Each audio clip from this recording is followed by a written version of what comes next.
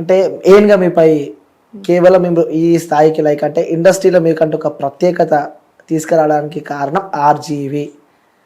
Without RGV Sonia is nothing అంత scene లేదు అని చెప్పి అంటున్నారు మరి బయట జనాలు. అంత సీనే లేదు. ఆర్జీవి గారి కంటే ముందు కూడా నేను చాలా వీడియోస్ చేసిన, బతుకమ్మ వీడియోస్ చేసిన, సాంగ్ వీడియోస్ చేసిన, షార్ట్ ఫిలిమ్స్ చేసిన, అండ్ జార్జ్ రెడ్డి మూవీలో చేసిన, కథానాయకుడు చేసిన. మై ఫస్ట్ ప్రాజెక్టే నేను బాలకృష్ణ గారితో, విద్యా బాలన్ గారితో, క్రిష్ గారితో, what ever it is small అయినా సరే నేను అంత ప్రొడక్షన్ లా నాకు ఆపర్చునిటీ వచ్చింది. పెద్ద ప్రొడక్షన్ ఎన్బికే అంటే. సో ఆర్జీవి గారితో నేను వచ్చిన అనేది అంత సీన్ ఏం లేదు. కాకపోతే ఆపర్చునిటీ ఎవ్రీ ఆపర్చునిటీ మనల్ని ఎలివేట్ చేస్తుంది. ఇంకొంచెం ఎలివేట్ చేసింది అనుకోవచ్చా ఈ ఆర్జీవి గారితో?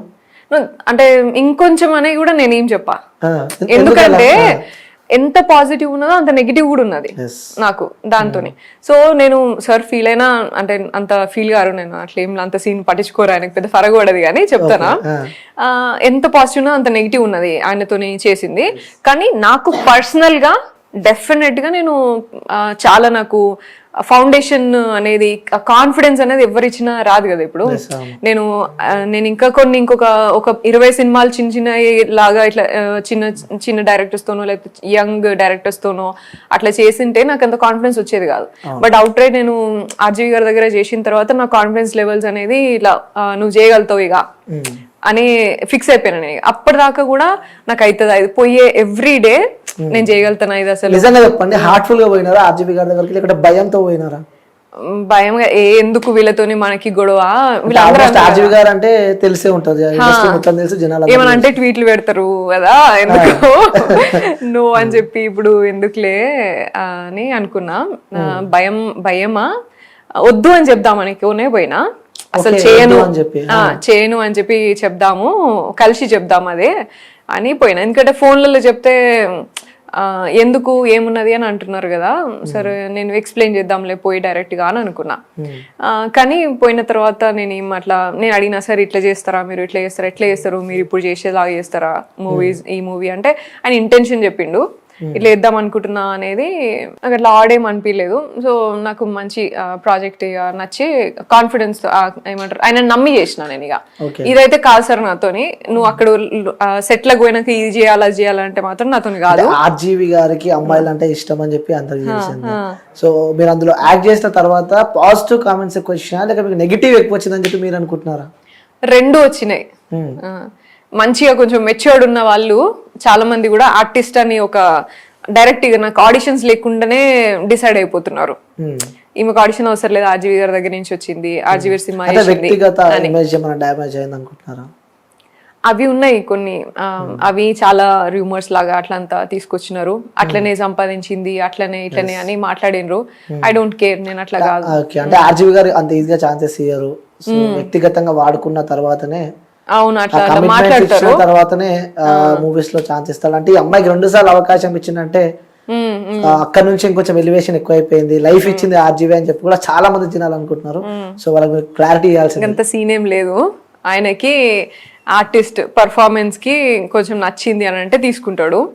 అండ్ దాని తర్వాత కూడా ఇది ఇంకొక మూవీ వచ్చింది, దాంట్లో కూడా చేద్దామని అంటే నేనే ఇట్లాంటివన్నీ కంటిన్యూ అవుతున్నాయి, ఈమెకి ఈయన తప్ప ఇంకెవరు ఆపర్చునిటీ ఇయ్యరు అని అనుకుంటారని చేయలేదు నేను ఆయనతోని.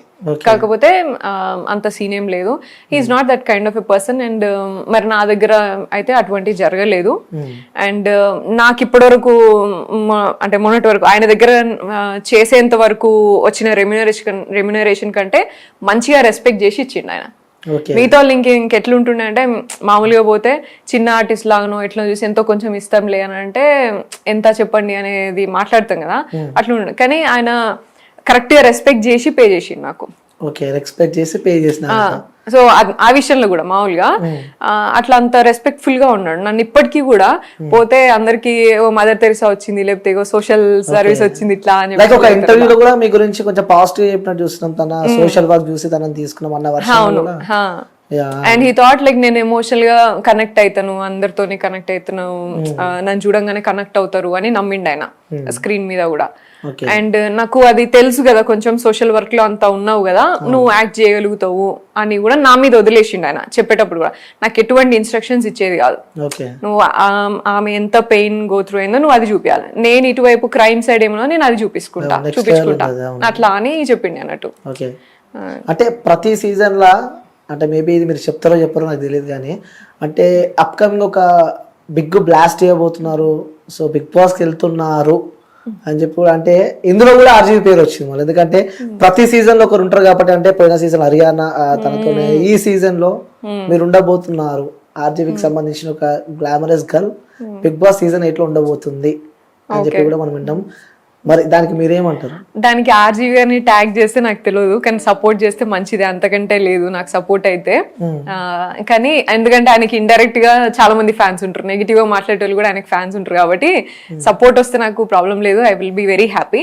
కానీ నేను అట్లా I'm not non for that, ఎందుకంటే సార్ తోని వచ్చిన ఇప్పుడు వేరే అందరు కూడా వాళ్ళు మరి ఎట్లా అంటే నాకు తెలీదు. అండ్ ఆయన సైడ్ నుంచి వచ్చిన క్యారెక్టర్స్ కానీ ఇలా మూవీలా చేసిన అమ్మాయిలంతా చాలా గ్లామరస్ గా చేశారు, నేను అట్లా చేయలే, నాది కాన్సెప్ట్ ఓరియంటెడ్. అవుట్ రైట్ ఇంకా ఉన్నదానికంటే ఇంకా లో మోడ్ లా చేసిన నేను, ఇంకా మేకప్ కూడా లేకుండా ఇంకా డల్ మేకప్ వేసుకొని కూడా చేసినవి కూడా ఉన్నాయి. So I'm not non for that kind of and like that heroine or that material అట్లా అని కాదు. అండ్ నాకు ఆపర్చునిటీ వచ్చింది కూడా, అంటే వాళ్ళు ఎట్లా పిలిచిరో నాకు తెలియదు కానీ నాకు కాల్ వచ్చింది, బిగ్ బాస్ టీమ్ నుంచి కాల్ వచ్చింది, ఆడిషన్స్ ఇచ్చిన. నెవర్ స్పోక్ అబౌట్ ఆర్జీవి ఇట్లా అని చెప్పేసి ఏం కాలేదు. బట్ ఎక్కడికి వెళ్ళినా అడిగే క్వశ్చన్ ఒకటైతే ఉంటుంది, మీరు ఆర్జీవి గారితో చేసిరు కాబట్టి ఎక్స్పీరియన్స్ ఏంది అంటారు. సో అదైతే మాట్లాడతారు. బట్ నేను ఆ ట్యాగ్ తోని నేను వచ్చిన అనుకోవట్లేదు, నేను సోషల్ వర్కర్ ఉన్నా, యాక్ట్రెస్ ఉన్నా, అండ్ యూనో బిజినెస్ కొంచెం అన్ని డిఫరెంట్ పర్సనాలిటీ అని అనిపించింది వాళ్ళకి. సో దే హావ్ కన్సిడర్డ్ అని అనుకున్నా. అయితే వెళ్తున్నారు అయితే సీజన్ కి బిగ్ బాస్ కి, అంటే నవ్వుతున్నారంటే మేబీ ఛాన్సెస్. ఒకవేళ ఏ సపోర్ట్ తీసుకుని వెళ్దాం అనుకుంటున్నారు, అంటే ఎవరైనా బ్యాక్ సపోర్ట్ ఇండస్ట్రీ నుంచి ఎవరైనా ఉందా, లేకపోతే ఎవరైనా సపోర్ట్ ఎక్స్పెక్ట్ చేస్తున్నారా మీరు ఒకవేళ వెళ్తే?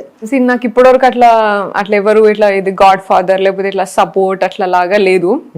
ఉంటే బాగుండని నాకు కూడా ఎప్పుడు అనిపిస్తుంది. మనం ఏ నుంచి వచ్చిన మంతిన్ లాగా ఫార్మర్, అదే అసలు అంటే కూడా తెలియదు అన్నట్టుగా. ఇంకా సగం మందికి అసలు నేను సినిమాలు చేసిన అని కూడా కొంచెం తెలియదు దేవుడు ఉన్నది.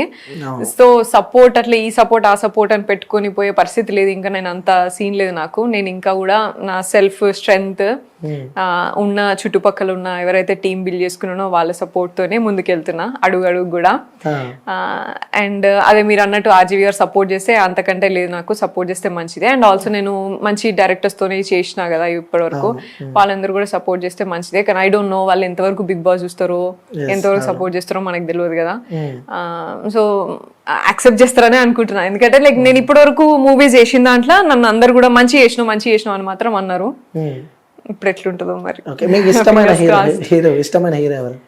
నాకు ఇష్టమైన హీరో ఆబ్వియస్లీ చిరంజీవి గారు ఫస్ట్, అండ్ నాని గారు,